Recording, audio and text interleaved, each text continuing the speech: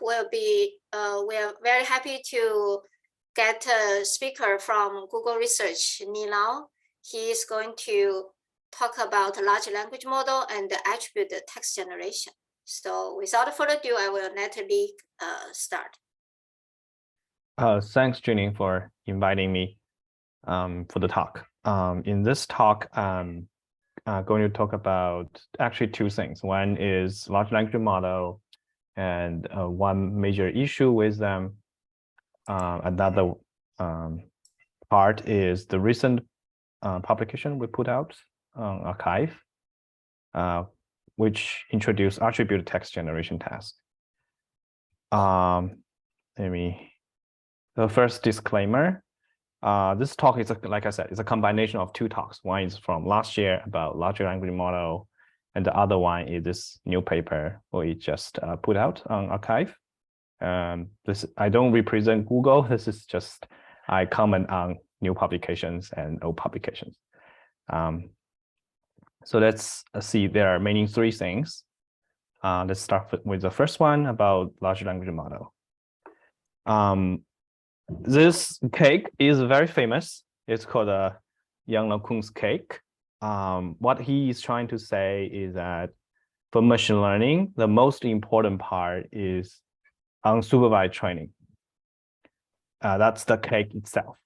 And supervised training is just the icing, and reinforcement learning is just the cherry on the top. Because by the end of the day, you want your model to be able to learn from a few examples. For example, a children can distinguish a type of new animal just by having one example, right?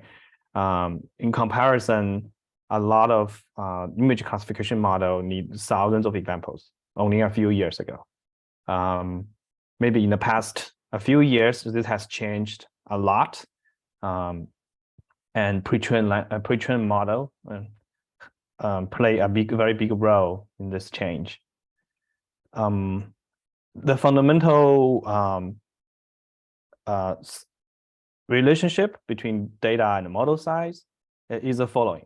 It's saying that let's say the DE is the effective training data size, and DF is the label data you provide to your task, and DT is how much data you can transfer from other tasks. And based on a lot of experiments, these researchers found that the effective transferred data set, it has this relationship with your fine-tuned task size and the model size. So you can see that the bigger the model, the more you can transfer from generic task or pre-trained task to your fine-tuned task. When your model is very big, you basically don't need a lot of training data. Your effective training data is basically just the pre-training data, the transfer data, instead of your actually labeled data. So based on this, you can just like give very few labeled data and achieve good result, because most of the knowledge is transferred from somewhere else. Some of the, for example, there is some experiment based on Python data and text data, how knowledge transfer between them. This works really well for many cases, but also fails in certain cases, and make the model very embarrassing to show their results. For example, you can try GPT-3, right? Let's say you take one of the largest models and try to ask questions about the world, right? If you ask something that's very common, and the model might give you the correct answer. Like if you ask, what's the birthday of Barack Obama? It will give you a correct date and year. If you ask about his wife, it will still give you the correct answer. But when you ask more detailed knowledge, it will start to have bad memory, or maybe it knows or not. You have seen these facts from the training data, but it cannot memorize it correctly, or maybe you never seen them. It will just like fake something that and show it to you, pretend this is the real one, and you have no way to tell, right? There's no way for you to tell this is the correct one and this is the incorrect one just by looking at the answers. They all look very good, right? Look like legit answers. But if you find a document that about the same the particular topic, right? It's very easy to verify if the answer is correct or not. You can find a page about Obama's father or Obama's family. You can easily verify this answer is incorrect or this answer is correct. So this is kind of a big problem if we want to use language model to produce things and for people to read. People might be fooled, right? Because the format of the answer looks so good. People might think they are getting the truth or facts, but actually it's made up by the language model. So in this talk, we're just like try to understand why the language model is doing this and also what can be possibly done to fix that.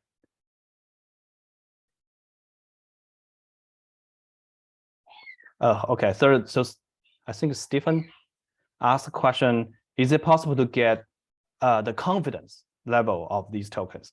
Yes, you can get the confidence level for every token, right? But still, you cannot distinguish whether the low confidence come from either of the two reasons, right? Let's say the one of the reasons is model have never seen this fact in the corpus, right? Another possible reason is that the corpus has several answers which are conflicting with each other, right? In both cases, the model will give you a low score, but there is no way for you to tell which is the case. And by default, it's also no way for you to verify if the output is correct or not. So it will be I wouldn't trust the answer from this large language model. And also sometimes the model can be very confident because whenever you ask about birthday that's related to Obama, like 99% of the time people are expecting Obama's birthday, right? The model can be just capturing that correlation, right? The correlation between Obama and this August 4th, right? Look at this, the second last example, right? So the model will show when you ask Obama's daughter's birthday, right? It will like very confidently give you Obama's birthday, which is August 4th, right? So even if the confidence is high, doesn't mean it's correct. It's just correlation that whenever people ask about birthday and Obama, it's always Obama's birthday, right? Yeah, yeah, you can give it a try. I think GPT-3 has some demo that you can try, but I'll guarantee you, right? Like a lot of the cases will be wrong, and you will never trust the output of our large language model, especially about facts. Let's continue. Let's compare that with search engine. Search engine is kind of very, very different, but fundamentally they can do the same thing, right? You are looking up things that you care about, right? You can ask the same question to a large language model and search engine and see how the answer are different. So search engines are very scalable. They come back very quickly. You can like accept a lot of queries and return the answer very quickly. It's more accountable. You sort of have an understanding of which websites are trustworthy and will prioritize those websites. However, it's less generalizable. It's it's less smart than a deep model. It doesn't match different expression of the same concept that well. So ideally, we want to have both, right? We want to have scalability and accountability from the search engine, but we want the large language model to, but we also want to be generalizable, like the large language models. Yeah, this is the other way, right? The large language model has the exact opposite of search engine. So the question is, can we make large language models like more like a search engine or more like a database, I would say. So whenever it returns an answer, can it give me attribution, give me pointers to where this answer comes from? And when it doesn't have, when you have never learned some of the facts, you should tell me. You should tell me like, I don't know, I have no record of this fact in my knowledge, right? And also you should separate data from logic. Like how you reason and query things is part of the model, but all these facts is sort of kind of like a storage. Like how can we achieve those things, right?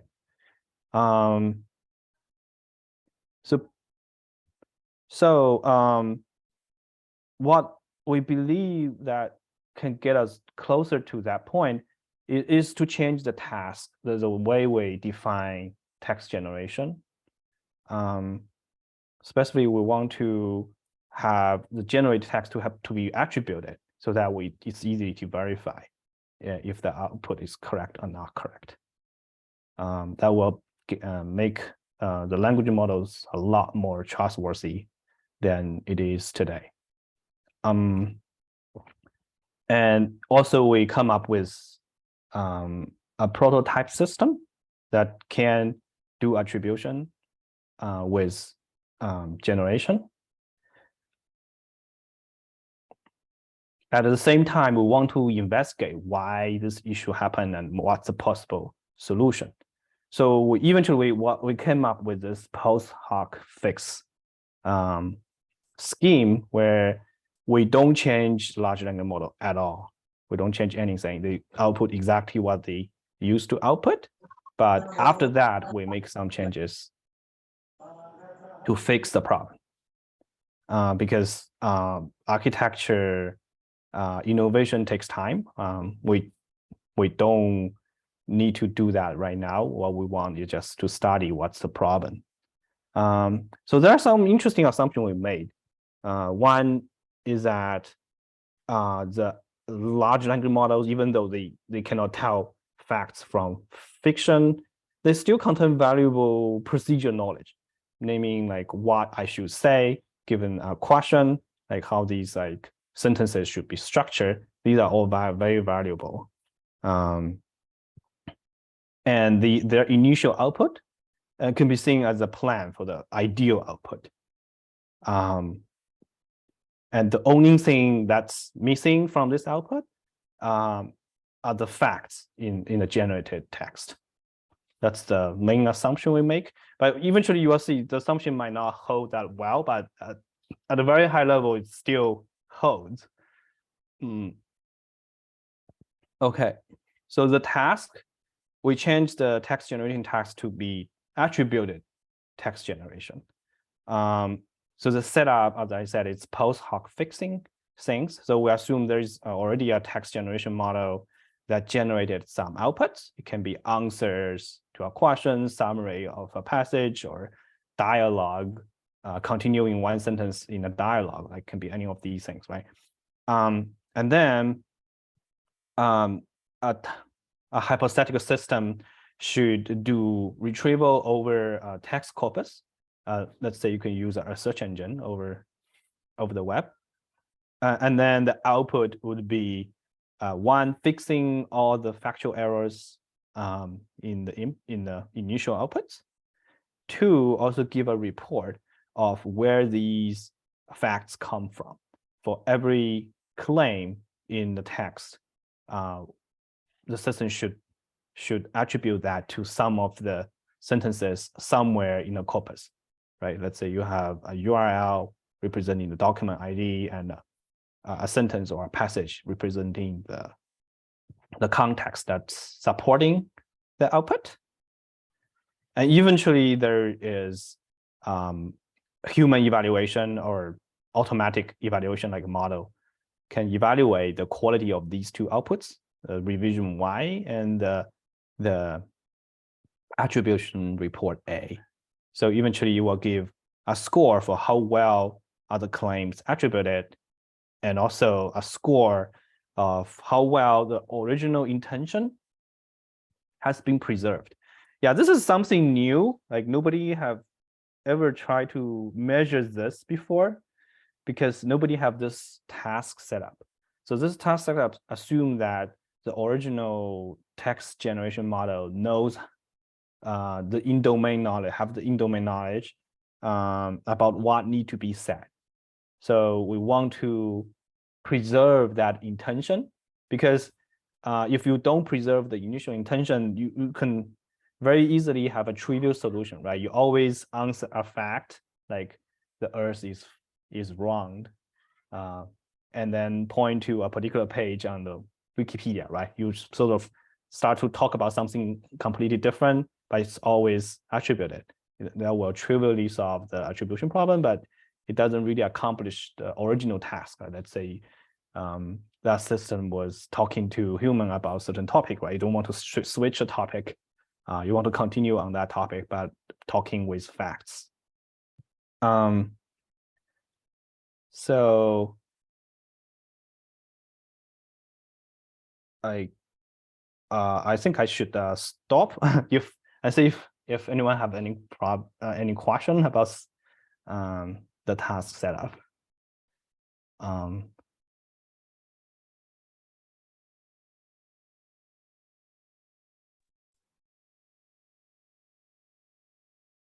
I guess there are some comments in the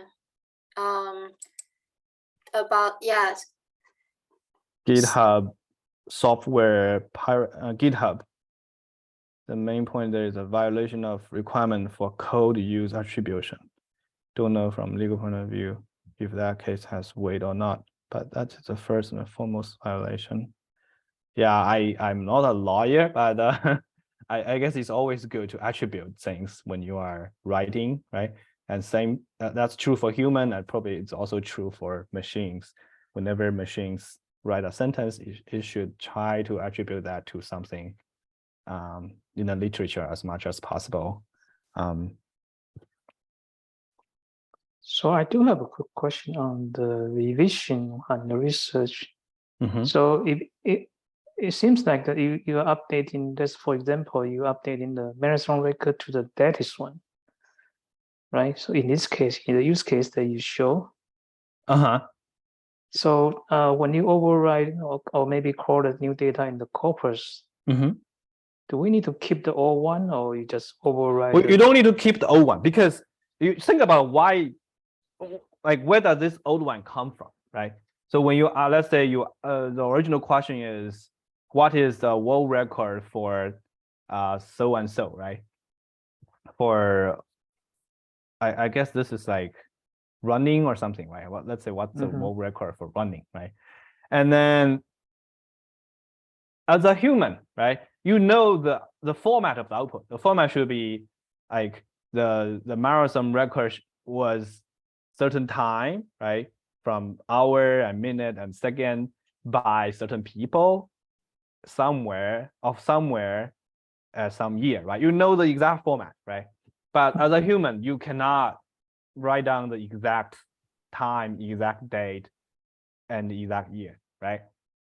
Same thing for the model, right? The model probably doesn't have this fact on the hand to tell you exactly what it should be, but it knows sort of the format. It will first generate a sentence that has the correct format, but the only thing that need to be fixed is the facts.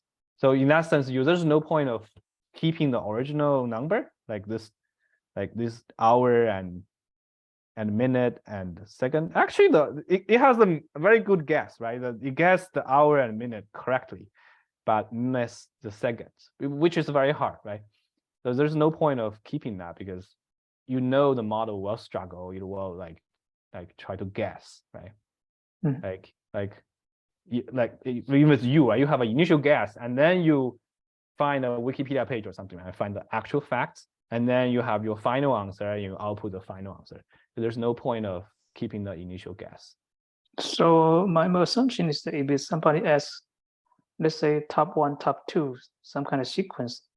So let's say they ask question, who is the world record holder before someone called Kim changed, then how this model will respond if you don't have this kind of record? Can you say again? I didn't Sequentially. quite get your question. Yeah, let's say somebody hold a world record in 2018 is A, Mhm. right? Mhm. But I want to ask the question, who is the holding record before A? It was Mhm. B, something like that. But you say we don't keep the record of B, then Oh no, we don't keep the guessing, right? The guessed answer guessing, okay. by the model, because the model really don't have enough information to like give you the exact answer anyway, right? We don't keep that. Okay. So there's no point of keeping this 39 seconds because that's made up Okay. anyway, Gotcha. right? There's another question on the latency. What about the impact on latency? Do you try to measure that as compared to ground attribution in one go instead of generate and revise? Yeah, we didn't measure that. It definitely is going to be slower, right? Because you generate and then regenerate, right? It's definitely going to be slower. But that's just how this is set up. Okay, let's continue. Then how to measure the quality? As I said, there are two measurements. One is attribution, how the revised text Y can be attributed to the evidence in A. So we use both human and automatic evaluation. For human, it's a rating template that's published 1 year ago. For automatic, this is a model that's also published 1 year ago. For preservation, there's no existing measurement, so we have to come up by something new that measure whether the revised text Y preserve the intention of the original text X. So there's human rating template and also automatic metric.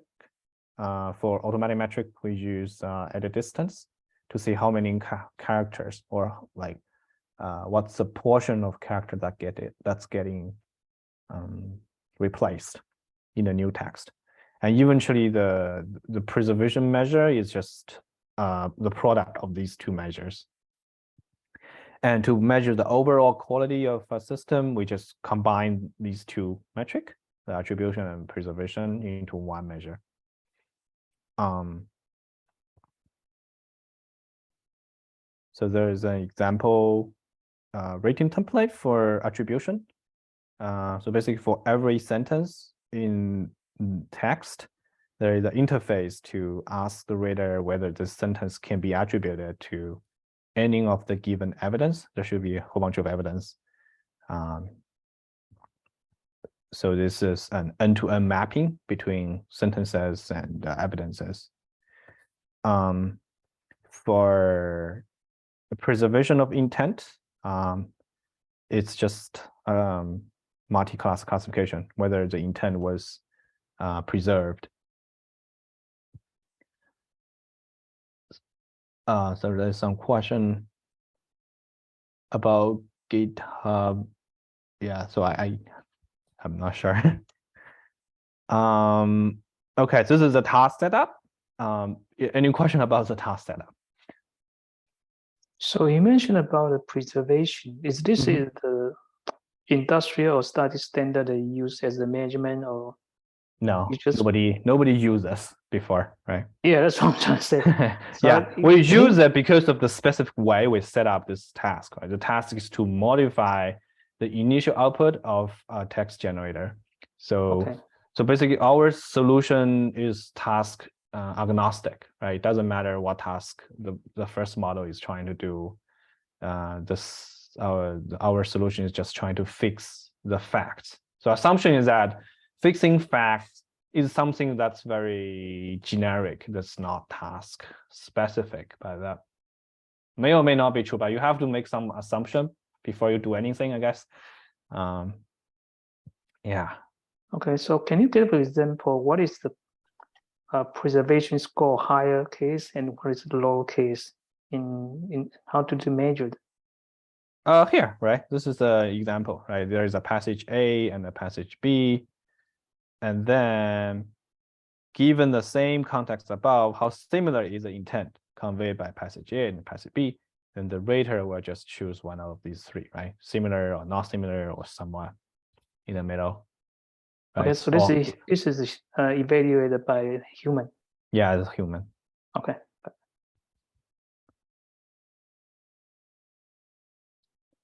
Okay, now we switch to the actual solution, or we would, yeah, we can say it's a solution, but mainly just demonstrating a point of how these issues can potentially be fixed. So the system starts with input text passage. So like this here, somebody premiere something, I guess it's a movie or something, premiered on so and so date on so and so channel. And then the system will start with generating queries from this passage, and each query represents a claim that need to be verified. And these queries are sent to some search engine, and the search engine returns documents and which are getting turned into passages. And all these passages are sort of the context that can be used to attribute these claims. And there are several modules. Some of the modules decide whether passages are relevant. Some modules decide whether a relevant passage agree or not agree with your initial passage. So if they agree, there's nothing to be done, right? Just skip this context. If they do not agree, there is an edit module that takes in two passages, actually also the query, and produce a new passage that's try to fix the original passage. And eventually there is some mechanism to pick a subset of the evidence into a report so that human can judge the attribution and the preservation. So the query generation part is from the model, or all of them are models, right? Like generate query, judge whether the passage is relevant, or does passage agree, and also make edits. All these are just models. so the query are the pure texts. Yeah. Okay. Edit is also pure text, right? Okay. Agreement, it's kind of like classification, but you can turn that into pure text. The output is yes or no, let's say. So in the retrieval part, you do some tokenization, or how do we do the retrieval side in here? It's sent to Google. So this query is sent to google.com. Oh, okay. Google.com all right. come back with documents. Yeah. Okay, got it. About all these modules, right? So this is like something that we come up in a short amount of time. There's no training anywhere. It's just few shot learning, and also demonstrating like how the large models can learn with very few examples, right? So all these modules are just like prompts that you send to a large language model. And it needs very few labeled data, but it needs prompt engineering. So basically we need to try all kind of ways to talk to the large language model, so the model will do things that accomplish the task, right? For example, for query generation, the prompt will sort of pretend it's talking to someone. Like you said something, this is the original passage, right? To verify it, I Googled something, I Googled something. It's like literally like pretending like talking to someone about Googling some facts about what you said. Maybe people really talk like this way on Reddit, I don't know. And the similarly for other components, right? You sort of pretending to be talking to someone in a prompt. Any question about this part? So when you Google it, they return a whole document. So how do you know which part is more important than the others? I think there is some logic that's not prompt. There's some logic to break the document into passages and decide like how relevant is each passage.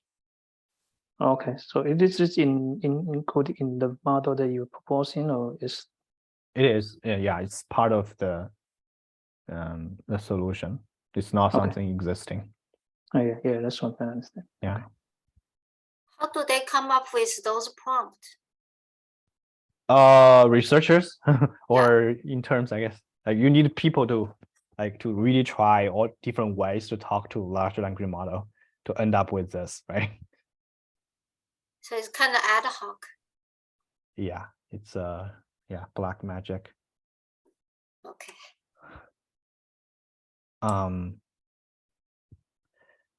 Generating the attribution report, there is some simple logic to pick at most m evidence to be part of the attribution report, right? Because to prevent the extreme case where you include every text, every document in the attribution report, then it's very easy to get a very high attribution score. So the system should really pick only the one that's needed to verify the claims. So there's this exhaustive search to find the minimum, the set of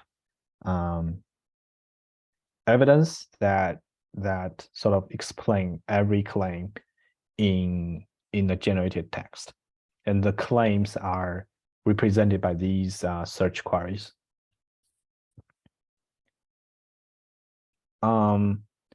So now we switch to evaluation or the experiments. So in the experiments, we experiment with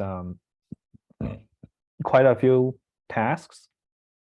These are the tasks that sort of works well, and there are later I'll talk about there are other tasks which are more challenging, which are more like math or other type of tasks.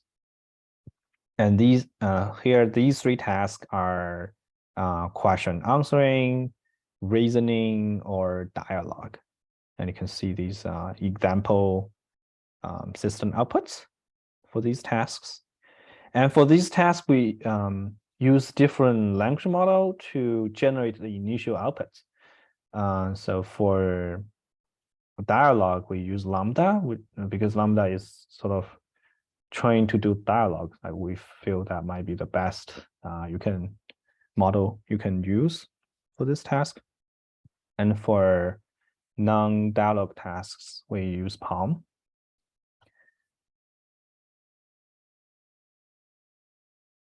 And for the baseline, we pick two baseline. One is Lambda research. So the Lambda is a kind of a very big system, right? And then it has a component where it takes an initial output of a language model, and then it starts to do Google search, basically, and try to fix issues in the initial outputs until it decides that the output looks okay, and it will output response to the user. This is one baseline. The other baseline is from fact correction literature. So this is not a dialogue system. This is like a fact-checking, fact correction system, where it starts with a claim and also does retrieval. Like all the systems look very similar, but they sort of design for different purpose and will behave very differently. It does retrieval, and then you correct the output based on the retrieval results. Here are the main results.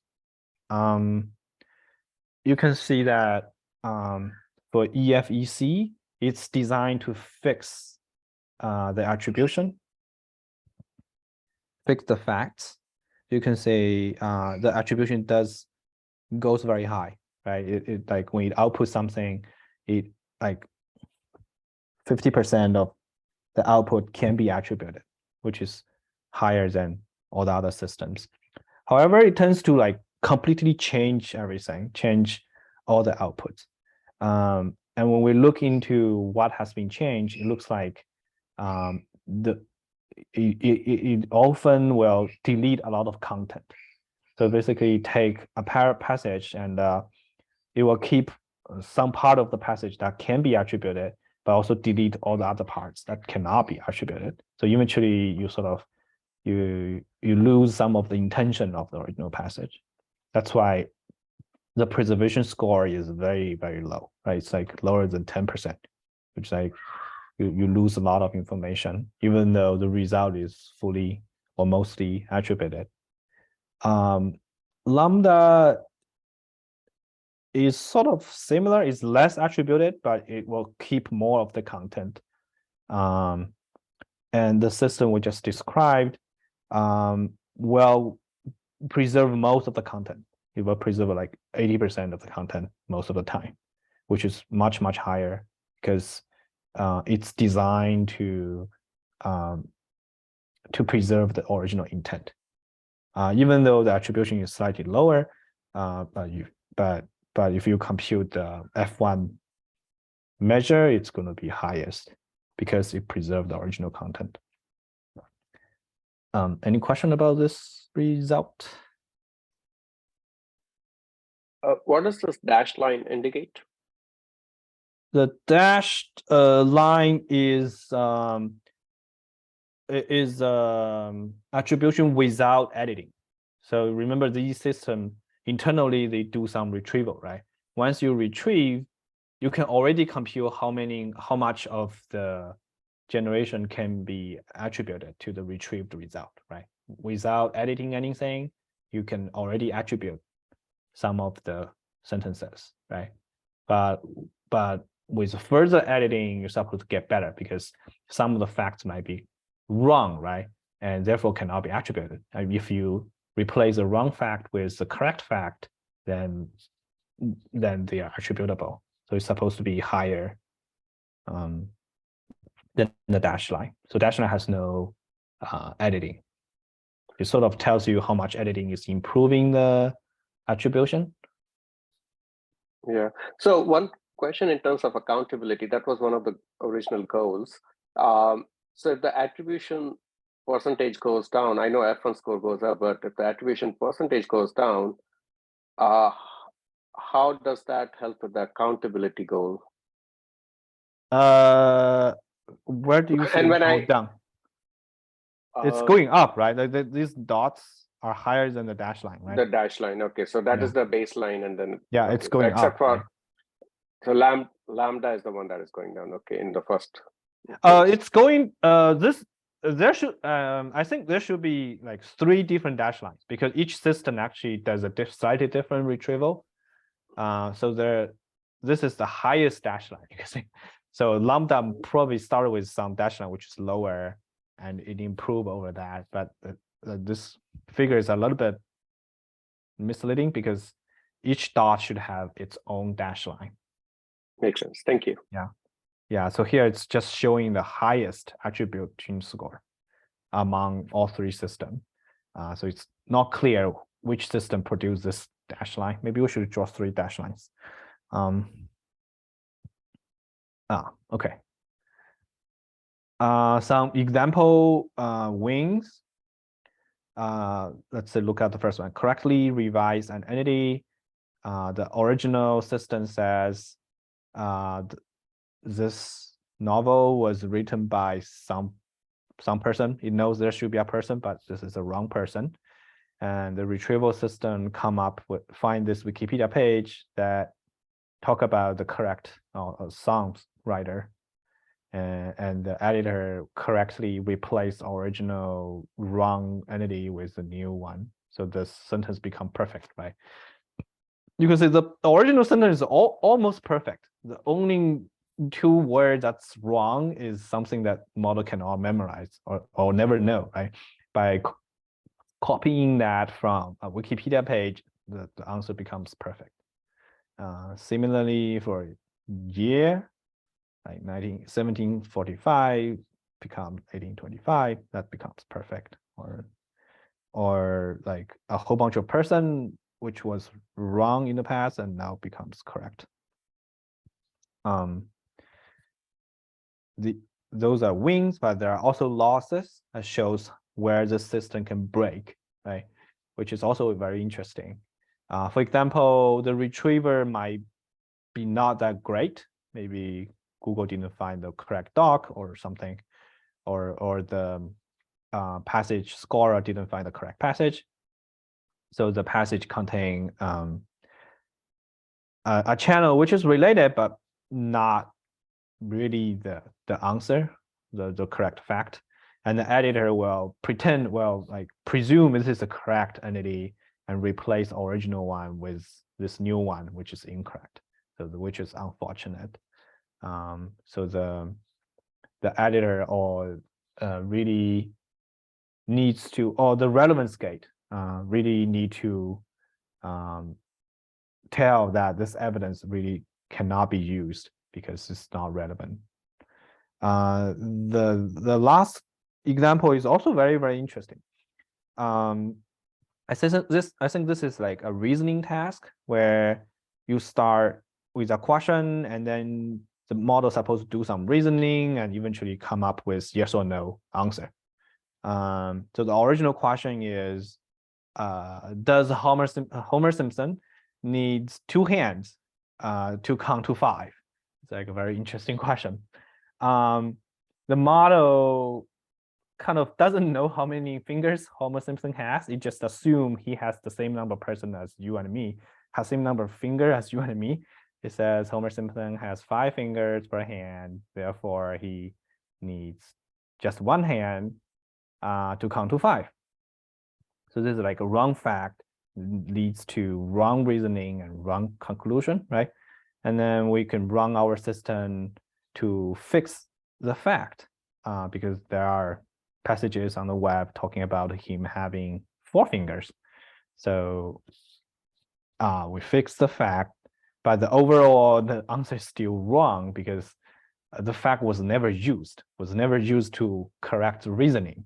So the reasoning is still be he has he only need 1 hand to count to 5. So ideally we should like do reasoning again based on the new facts, so that the answer should be 2 hands because 1 hand is not enough. Any question about these examples? Yeah. So regarding E, right? So this is more like the chain of thought. Yeah. Yeah, it is a chain right? of thought. Yeah, you first like lay out some facts and eventually derive the conclusion. So this depends on the choice of model you use then, I guess, as well, or? I think the original model, right? Like if it knows this number is 4, right? It could have done the correct, could have generated the correct conclusion. It's just the original model never know this should be a 4.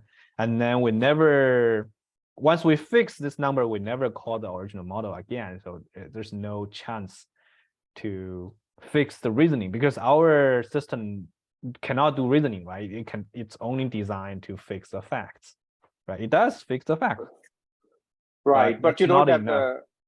sorry to interject, yes, but you don't have the weights for preservation versus attribution, right? So like maybe preservation is important, but then attribution or accountability is more important.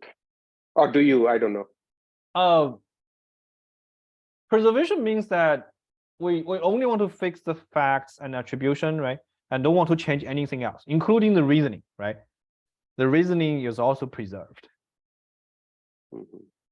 So it's like, yeah, maybe sometimes we don't want to preserve. We want to change everything because of the facts. Right. And in this case, of course, the original answer, why old, is also incorrect to begin with from a chain of thought point of view. Oh, you mean the original answer? Original answer, if he really have 5 fingers, right, then he doesn't, he only need one hand, right? That's the correct reasoning. Right. But he said he needs only one. Okay, I should read. Yeah, that's correct. That's correct, right? If you have 5 fingers, you only need 1 hand. Yeah, that's correct. That's correct. Yeah. I take that back. Yeah. Okay. Can you describe how the revision process works? Like, how did it decide that FOUR4 was going to produce an edit from digit 5 to digit 4? The model is prompt to replace to rewrite everything. Actually, the model was prompt to take Y old and E and produce Y new. So the model literally reproduce copy all the words except the facts that's getting replaced. I'm not sure if I answer your question. Maybe you intend to ask something different. Well, so it's like a machine translation model where it's taking the two. Yeah. They are all like machine translation model, right? You look at these modules, right? All of them have blue stuff as input and red stuff as output. Like all of them are sequence to sequence model. Right? Translation also sequence to sequence.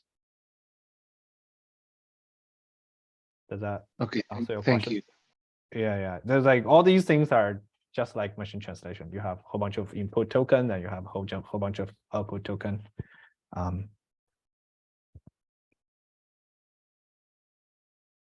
Yeah.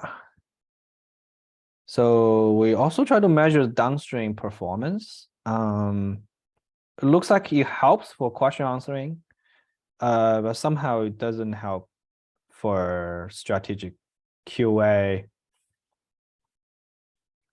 But maybe this also like shows that the downstream task might not be able to tell the difference between fact and fiction. It doesn't really distinguish those things, right? Like you say you don't know versus you say something totally wrong. They get treated equally, so they cannot tell the difference. There are also challenging domains that our system completely fail. For example, ELI 5 and some eval, I think it's the summarization tasks, where you can see the preservation is very, very high and attribution is very low, which means our system is not doing anything. So the way we prompt POM to do things completely fail, that you refuse to do anything. Or the opposite, it's like you replace everything. Either way, it's not working really well. It's probably need more research in how these tasks work. Yeah, that's all the slides. Thanks everyone for attending. If you have more questions, welcome to ask. So in your work, what's the major contribution of this paper? You come up with a new architecture to actually check, maybe let's say, collaborate with the Google search, and then we train the model based on the Google search. What if you train with the other search engine? Will this have a different result? It probably will differ a little bit. Let's say we use Bing search engine, right, or other search engine. Like probably will differ a little bit. Wouldn't differ that much. So I think the contribution is mainly twofold. One is this task definition, right? Like you set up this task so that you measure attribution and preservation. Like I don't think anybody else have ever measured preservation before. Yeah. And also in order to set up this task, you need to define how to measure those things, right? You need to define how human judge different corner cases. If you look at the paper in the appendix, right, it's a very long rating guideline, right? How should you decide on certain cases? That these are also very, very useful. And the model itself is kind of interesting, right? Like there are still design decisions that's interesting. Like, for example, when you search Google, right? Should you just use a sentence to search Google, or should you actually generate Google query, right? There are different ways you could have queried Google. But it turns out generating question is really good because it doesn't introduce bias. If you search, let's say, a sentence that's wrong, right? And then you might find confirmation on the web, because people say random things on the web, right? You might find somebody saying exactly the wrong thing that confirm your statement. So that's kind of like giving you a confirmation bias. However, if you formulate the question, formulate this searching as a question, right? Like when did something premiere, right? Then the search engine is more likely to give you an unbiased output. Okay. So I saw this graph that you showed in passage X. You also go back to the question generation part. This one? No, the one you just showed. This one? Yeah, this going back to the question generation. Input passage X. That means you do generate the query generation. This input passage is generated from some model for some text, right? Like dialogue or question answering. All right. And my point is that if you use Google, why not use Bing, use other search engine? It doesn't really matter, right? The conclusion. No, I mean you can make a mix of experts. You can use more than one, right? Still, right? You will get a slightly better, but the conclusion wouldn't change, right? Yeah, that's true too. Because this is a research paper. We're not trying to get the best quality of something, right? We're just like try to understand what's the problem and what are the potential way to solve it, right? If you really care about quality, right, we shouldn't do few-shot learning. We should just label thousands of examples and fine-tune a model, right? Like you wouldn't do this. If you have a you wouldn't do label, this. you can do that. Right? Yeah, if you are seriously about like getting the best number, right, you wouldn't do few-shot. Okay, got it. Thank you. Right, and I think I mean, if many other factors come into play, including the relevance or the source, how reliable the source is. I mean, if it is really to be used and compared to the actual output, and the latency question that Navjot asked earlier. Yeah. So, I mean, those other factors come into play if it has to be used in or compared with the real life. Yeah, there's no way we designed this thing for production, right? This is really for like a scientific study, like with minimum effort. So what's the conclusion from this work? The conclusion probably is mainly this figure, right? It's like you can improve the attribution if you do search. But at the same time, the solution can be horizontal, right? You can have this fact fixing or fact checking solution that can be applied to different tasks. It's not really task specific, right? We use the same prompt for all these tasks.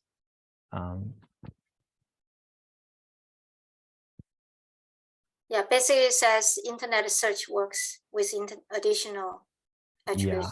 Yeah, it doesn't matter what your initial task is. You can use the same solution to help fix the factual errors. Great. Any last question, since we are reaching the end of the talk? There's a question. Can you comment on what I said? Oh, sure. You are muted. I think the accidentally unmute. So you go ahead.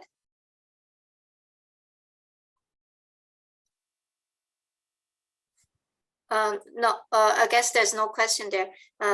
Yeah, we can. So sorry. I was just asking. It is a question, Junling. If you have a source that has near 0% reliability, then putting it claims into your model simply pollute the model with non-facts. And if you That's then 100% sure, right? So this that's why we call this attribution, right? We never say this is factual, right? Because factual is a much higher standard where you assume the source is trustworthy. So attribution only means that you find something that supports your claim, right? But that's something, whether that something is really trustworthy, we don't have any claim on that. But you're making an editorial decision whether to include that source or not. So Junling, this is the same as when the Microsoft Tay model was polluted with Hitler comments. What if somebody tries to put Mein Kampf into the model? That's a larger question. That's a larger. Rucher, you can go ahead on your question. Hey, thanks, Junin. So I'm new to this area, but I've been fascinated by it. I guess my question is a very simple one. Is it common to have such parameterized machine learning models in machine learning papers where you can, based on your choice of parameters in this graph, come up with a new model easily and tune it for a certain purpose? Yeah, that's traditionally you tune your model to do new tasks with a lot of training examples. But more recently, because these large models are more generalizable, you can just give it a few examples instead of thousands of examples.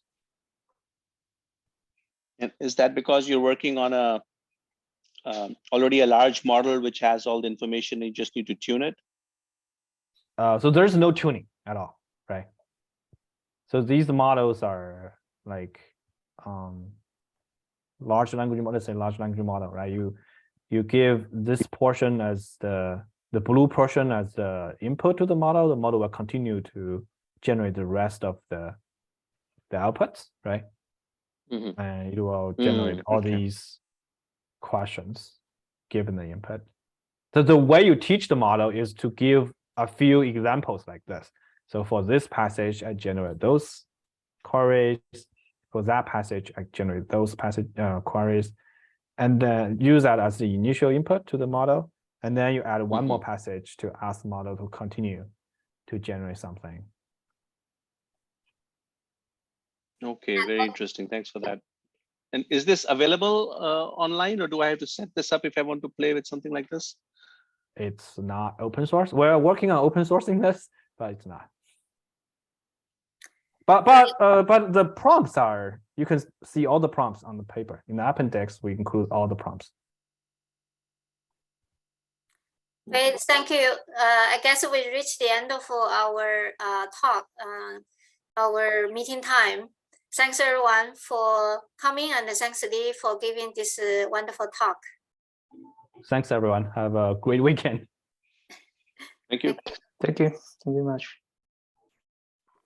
Junling, I just posted my announcement about my own talk that I mentioned to you. Okay. You said you'd let me announce it.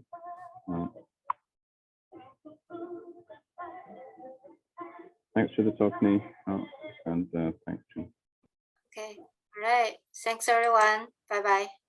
I'm spamming my vanity metric. So